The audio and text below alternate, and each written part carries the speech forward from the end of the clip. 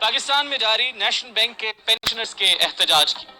وزیر اعظم پاکستان جناب عمران خان صاحب نے جب سے منصب اقتدار سنبھالا ہے اس دن سے آج تک بے شمار ایسے پاکستانی ان سے امید لگائے بیٹھے ہیں جو تبدیلی چاہتے تھے، جو اپنے حقوق کی ترجمانی اور وصولی چاہتے تھے، جو مہنگائی کے چنگل سے آزادی چاہتے تھے اور جو محکمانہ استحصال سے چھٹکارا چاہتے تھے۔ تبدیلی سرکار سے وابستہ با انتظار بہار پاکستانیوں کی فہرست میں اب نیشنل بینک کے بزرگ پینشنرز بھی شامل ہو گئے ہیں، جو آئے روز کہیں نہ کہیں احتجاج کرتے اور اپنے حقوق کے لیے آواز بلند کرتے دکھائی دیتے ہیں۔ ان پینشنرز کا سپریم کورٹ میں کیس بھی زیر سماعت ہے، لیکن ابھی تک اس کا کوئی فیصلہ نہیں ہو پا رہا۔ سب سے پہلے آپ کو وہ مکمل تفصیل بتاتے ہیں کہ دراصل ان پینشنرز کا مسئلہ کیا ہے۔ بات کچھ یوں ہے کہ سال 1999 میں نیشنل بینک کے ملازمین کی پینشن بنیادی تنخواہ کے 70% سے کم کر کے 33% کر دی گئی۔ اس فیصلے کے خلاف پینشنرز نے احتجاجی تحریک شروع کی، تاہم ان کی کوئی خاص سنوائی نہ ہو سکی، تو اس پر ریٹائرڈ پینشنرز نے جون 2010 میں ہائی کورٹ میں ریٹ پٹیشن دائر کر دی، جس کا فیصلہ 15 جنوری 2016 میں پینشنرز کے حق میں ہو گیا۔ اس فیصلے کے خلاف بینک انتظامیہ نے اپیل داخل کی کہ جو 16 جنوری 2017 کو خارج ہو گئی۔ اس کے بعد بینک انتظامیہ نے سپریم کورٹ میں اپیل کی، جسے عدالت نے 25 ستمبر 2017 کو ایک بار پھر خارج کر دیا، مگر پھر بھی مجبور اور ضعیف العمر پینشنرز کو ان کا حق نہیں مل سکا۔ اس فیصلے کے خلاف ایک بار پھر ایک اپیل 24 اکتوبر 2017 کو سپریم کورٹ میں دائر کر دی گئی اور مزید تاخیری حربے استعمال کرنا شروع کر دیے گئے، اور 19 مارچ، 17 ستمبر، 19 نومبر 2019، 12 جنوری، 18 فروری، 5 مارچ، 12 مارچ اور 24 مارچ 2020 کی تواریخ سماعت کے بعد بینک کے وکیل صاحب کے عذر کے کورونا وائرس کی وبا کے دوران کیس کی سماعت نہیں کی جا سکتی کہ باعث ایک مرتبہ پھر غیر معینہ مدت کے لیے پینشنرز انتظار میں مبتلا ہیں۔ سچ تو یہ ہے کہ اسی دوران 25% ریٹائرڈ ملازمین اپنے حقوق کے حصول کا خواب آنکھوں میں لیے منو مٹی تلے چلے گئے، اور باقی پینشنرز بھی ابھی تک انتظار کی سولی پر لٹکے ہوئے ہیں۔ پینشنرز کا یہ کہنا ہے کہ نیشنل بینک نے اربوں روپے وکلا کو فیسوں کی مد میں ادا کر دی ہے، لیکن ان کا حق دینے سے انکاری ہے۔ پینشنرز نے یہ بھی وضاحت کی ہے کہ اگر ان کی سابقہ پینشن کی شرح بحال کر دی جاتی ہے تو اس سے نیشنل بینک کو یا حکومت پاکستان کو یا قومی خزانے کو کوئی فرق نہیں پڑے گا، بلکہ یہ انہی کے پیسے ہیں۔ ملازمین کا تو یہ بھی کہنا ہے کہ ان کی تنخواہوں میں سے کٹوتی کی جاتی رہی ہے، جس کا ایک فنڈ قائم ہوا اور ایک وقت میں اس کی مالیت 55 ارب روپے تک پہنچ چکی تھی۔ ملازمین جو پینشن مانگتے ہیں یہ وہی رقوم ہیں جو ان کی تنخواہوں سے ہر ماہ کاٹی جاتی رہی۔ سوال تو یہ ہے کہ کب تک یہ بزرگ پینشنرز اپنے حقوق کے حصول کی جنگ لڑتے رہیں گے، اور آخر کب ان کی سنوائی ہوگی؟ اس پر بات کرنے کے لیے ہمیں جوائن کیا ہے national bank pensioners action committee کے جنرل سیکرٹری جناب ظفر صادق صاحب نے۔ ظفر صاحب بہت شکریہ سچ بتا دوں میں وقت دینے کے لیے۔ سب سے پہلے تو ہم جاننا یہ چاہتے ہیں کہ نیشنل بینک کے ان بزرگ پینشنرز کے مطالبات کیا ہیں، اور آخر اتنے عرصے سے لے کر آج تک سننے میں تو یہ آیا کہ 25% پینشنرز اس دنیا جہان فانی سے ویسے ہی کوچ کر گئے اور اسی انتظار میں دنیا سے گزر گئے کہ کب ان کے کیس کی سنوائی ہو۔ تو دراصل یہ مطالبات کیا ہیں اور کیا اس کے پیچھے حقیقت ہے؟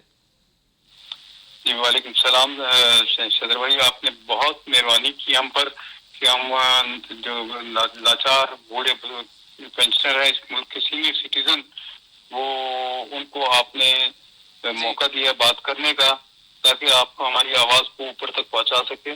ہمارا مطالبہ تو صرف یہی کہ جو عدالت نے فیصلہ کیا ہے جی اس عدالتی فیصلے کو امپلیمنٹ کیا جائے، ٹھیک ہے، اور ہمیں اس کے علاوہ ہمیں اور کوئی ضرورت نہیں ہے کسی بھی بات کی۔ دوسری بات جو ہے نا اس میں سب سے اہم پینشن کے علاوہ پینشن کے معاملے میں آپ نے بہت زبردست باتیں بتا دی، جیسے ہمارے ہیں جو ہمیں ملنے ہیں، نہ گورنمنٹ کو ڈیبٹ ہونا ہے نہ بینک کو ڈیبٹ ہونا ہے، یہ آپ نے بتا دی۔ پھر تیسری بات جو ہے نا وہ سب سے اہم یہ بات ہے، بجٹ میں سالانہ انکریز جو ہوتی ہے جی وہ بھی نہیں ہمیں دیتے۔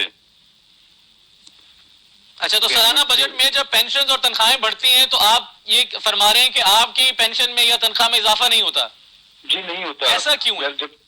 یہ ہماری جو بینک کے صدر جو ہے نا عارف عثمانی، یہ ان کے بارے میں خیر کورٹ میں کیس چل رہا ہے کہ ان کی تعیناتی کے خلاف، مگر حقیقت میں یہ بات میں بڑے اوپنلی بتا رہا ہوں، یہ انہوں نے خود بتایا ہوا ہے کہ اسد عمر ان کے دوست ہیں، اسد عمر نے ہی ان کو بینک کا پریزیڈنٹ لگایا ہے، اور بورڈ کے جو چیئرمین ہے زبیر سومرو، بورڈ آف ڈائریکٹر کے چیئرمین زبیر سومرو صاحب جو ہے نا، وہ 97 میں یو پی ایل کے صدر تھے، हमारे पास मियां मोहम्मद समरू सदर थे नेशनल बैंक जी। के और शौकत तरीन थे हबीब बैंक के सदर। हबीब बैंक और नेशनल बैंक ने गोल्डन शेक हैंड दिया और ये जुबैर सोमरोन साहब ने यूपीएल के लोगों को डिसमिस किया था। ठीक है। और दर्जनों लोग उस वक्त डिसमिसल ऑर्डर पढ़ के तो उसी वक्त उनका हार्ट अटैक हो गया था, मर गए थे। इन लोगों ने अगर इस वक्त नेशनल बैंक के ऊपर कब्जा किया हुआ तो इनसे हमें अच्छाई की कोई तवक्को नहीं है। ठीक है। इसलिए हमारा तो मुतालबा ये है कि हमारा 70% जो अदालत ने फैसला किया वो बहाल कर दें।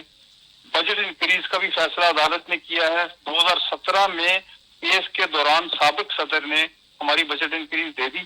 ठीक है। 2018 और 2019 जब आ गया उन्होंने फिर बजट इंक्रीज रोक ली। इन्होंने तो अपनी मनमानी कर रहे हैं ना, कि पार्लियामेंट को भी नहीं मान रहे ना। ठीक है। अब पार्लियामेंट को ना मानने की सजा जो है वो तो गवर्नमेंट के पास है ना।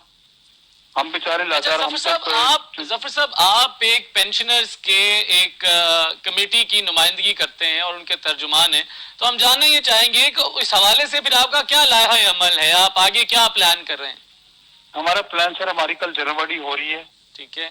इलामा इकबाल टाउन कम्युनिटी सेंटर में।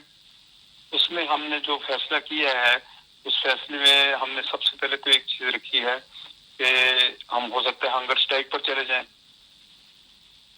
सेकेंड ऑप्शन हमारी एक मैनेजमेंट का घेराव करेंगे, क्योंकि जितने बुजुर्ग ज्यादा उम्र सीधा हो गए हैं उन्होंने हमें मजबूर किया है कि अब जो तहरीक चलाई जाए वो डू एंड डाई की बुनियाद पर चलाई जाए। ठीक है। क्योंकि हम इतने तंग आ चुके हैं।